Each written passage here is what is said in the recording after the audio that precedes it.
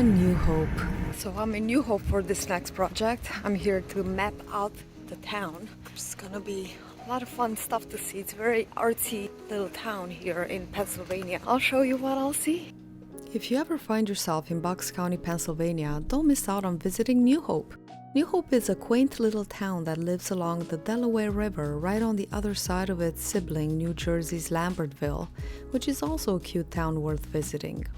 You can start your morning with a walk or bike ride along the Delaware Canal. Then treat yourself to some retail therapy while you browse the shops along Main Street. Grab a nice cup of coffee, and depending on your time, you can either take a ride on the New Hope Railroad or go for a boat ride, or spend a haunted evening on a ghost tours of New Hope. New Hope also abounds in craft stores, antique shops, restaurants, historic buildings, museums, and art galleries. It's a popular destination in Bucks County, one of those places that have a nostalgic, timeless sort of vibe. Probably a good place to film a horror movie. I've been working on creating a vintage-style map of New Hope and Lambertville for a few months now, and I'm more than thrilled to report that it's finished. The planning and sketching stage was the most time-consuming part in this project. It involved a lot of research, aerial views, Google Maps, pictures that I took while getting the lay of the land, as you saw, and other web-based photos that I used for reference, and it still feels like a work of art rather than a work of science and research. Sometimes science is more art than science. In order to get the both towns in the map, the perspective needed to be skewed quite a bit, and additionally, the client also wanted her house to be included in the map, so the map turned out quite compressed at the bottom to accommodate her house. But after many weeks of digital sketching, retouching, and refining, the design was finally approved, and I started to paint a mural. The client wanted her mural to be painted on a canvas so that it can be removable and portable. Should they want to move to another house in the future, they can take it with them. Of course, I've never done this before, and I've had it on my to-do list actually to paint a mural on canvas for a while now, and here was a favorable time to do it. So I went to Blick Art Materials online and ordered a primed cotton canvas roll from Utrecht that was 84 inches by 6 yards. And that was just tall enough for this project, 7 feet, and the mural was set to be 9 feet long, so I still have a good amount of canvas left over. My husband created a wooden frame from a bunch of 2x4s that he attached to our floor and ceiling, and then we mounted the canvas to it. Because of the technical and precise nature of the map and how exactly it needed to be transferred to the canvas from the sketch, I bought a projector because I needed the very structure replicated without all the details. You can see that in the beginning. Then I ended up returning the projector because although it worked well for this enterprise, it didn't project all the way to the floor and I had to tweak it myself, and it ended up being an inconvenience. And considering how expensive it was, I was expecting it to do the job without the extra frustration and work on my part. So let me know if you know of a good short throw projector that can project well on a full wall, floor to ceiling. You can see what I'm doing here. I started with the roads and continued with the green areas and then the water. I made my own mixtures of paints for this mural, as I always mix my own colors to match each other and to be more to my liking. Besides, mixing colors is so satisfying. I aimed for warm, slightly desaturated colors to give the map that nostalgic antique feel, and I kept my color palette fairly restricted. I use mostly golden mural paints with a little mix of the chroma paint. I used a little bit of that aqua blue for the water, and I keep my empty paint jars and I make my own color mixes in there.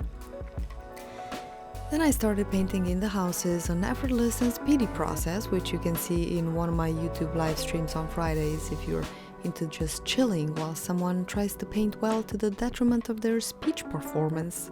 And maybe after I do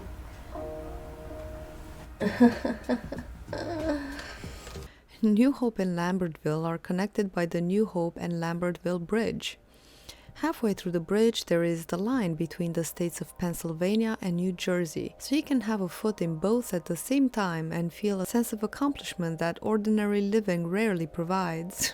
Did you know that the present community, deriving its name from the New Hope Mills, which was built there in 1790 after a fire had destroyed several other mills, was founded by William Lathrop in 1900 and has gained fame as a refuge for painters, writers, composers, and actors. Andy Warhol even had a home in New Hope.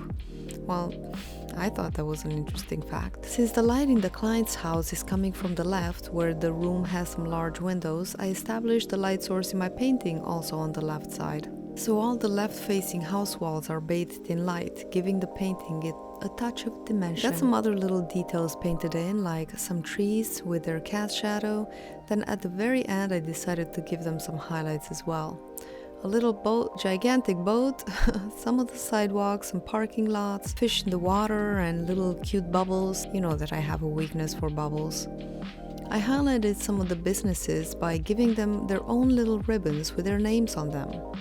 All in all, this mural was a challenge from start to finish, from the fact that much research and tedium was involved that perhaps I didn't foresee when I took the job. Serves me right. And you may have noticed that it's a complete different style than what I usually do. There were physical novelties too, like making the frame and hanging the canvas, which actually my husband did, but I carried most of the emotional burden. Oh, hello, this is the map mural that I've been working on for the past month. Just a few more finishing touches. Then painting it was mostly easy but time-consuming nonetheless, and then installing the canvas on the client's wall, which was an experience that I will just call unique and leave it at that. You'll get a short glimpse of the installation process at the very end. And if you're looking for a tutorial on how to do a proper mural canvas installation, one may come in the future, but not yet. Alas, the painting is almost done. And all I have to finish at this point is the frame. I kind of went with the flow with this frame. I knew I wanted something ornate, but what exactly, I didn't know. I wanted it to be fairly unique, but most importantly neat. So I started by using some painter's tape to help me keep straight lines, because straight lines are very difficult, if not impossible, to freehand. And then I created some layers of faux matting, then the actual frame, which I turned from wood as I initially imagined into more of a metallic surface with the help of some golden statuary bronze for the shadows and iridescent copper for the highlights. Then the little halfway and corner decorations, which are kind of freestyle and delightfully unique and remind me of bismuth, you know, the mineral. So after it was finished, we dismounted the canvas, I trimmed it and rolled it up to prepare for installation the next day. It has been a few months now, about a half a year, since I've focused mainly on art commissions, and it is a blessing and a grace to have paid work, to be able to buy new paints and art supplies, but I can't deny that I do feel a little bit drained. I need to do some personal work to help me focus again on why I'm doing art in the first place. I'd loathe to think of myself as simply a painting machine, just a butter-passing robot that does what it's told. Although, is it not that? I ask you, the meaning of life itself? I live to serve, whether I do it willingly and knowingly or not. Anyhow, going to take the month of March as a regenerative period and start at least on a personal project. Perhaps a couple of small ones, maybe a big one, possibly a dragon, some fantastic landscapes, for all you know, some sacred geometry. We're still undecided. So all I can say to you is stay tuned, leave me a message if you have some suggestions or requests, or if you just want to say hi. And I'll see you in the next one. Cheers.